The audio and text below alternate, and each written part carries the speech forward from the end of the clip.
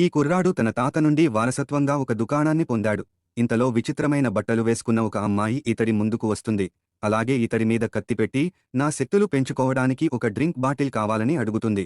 కాని ఇతనికి ఈమె ఏం మాట్లాడుతుందో అర్థం కాదు. అలాగే ఆ అమ్మాయి బలవంతం మీద తన షాపు ఓపెన్ చేస్తాడు. వెంటనే ఈ అమ్మాయి డ్రింక్ బాటిల్ తీసుకుంటుంది. బదులుగా ఈ కుర్రాడికి ఒక విచిత్రమైన టాబ్లెట్ ఇస్తుంది. మొదట ఇతడు నాకేమీ వద్దు అని అంటాడు. కాని ఈమె కోపంగా చూసేసరికి వేరే దారి లేక ఈ కుర్రాడు ఆ టాబ్లెట్ తీసుకుంటాడు. ఈ మాత్ర ఎందుకు పనికి వస్తుంది అని అడిగేలోపే ఆ అమ్మాయి మాయమవుతుంది. అయితే కుతూహలంగా ఉన్న ఈ కుర్రాడు వెంటనే ఈ మాయా టాబ్లెట్ మింగేస్తాడు. దీనితో ఇతడి శరీరం అంతా వేడిగా అయిపోయి, అలాగే గోల్డెన్ కలర్లో మెరుస్తూ ఉంటుంది. దీంతో తన శరీరం చల్లబడాలని వెంటనే వాటర్ తాగుతాడు. అయినా సరే ఒళ్ళు చల్లబడకపోవడంతో నాకు నీళ్లు కావాలి అంటూ అరుస్తాడు. వెంటనే ఈ కుర్రాడు మాయమైపోయి ఒక అమ్మాయి స్నానం చేస్తున్న స్విమ్మింగ్ పూల్లో పడతాడు. అలాగే చూసుకోకుండా నోట్లో ఉన్న నీళ్లు ఈ అమ్మాయి పైన ఊదుతాడు.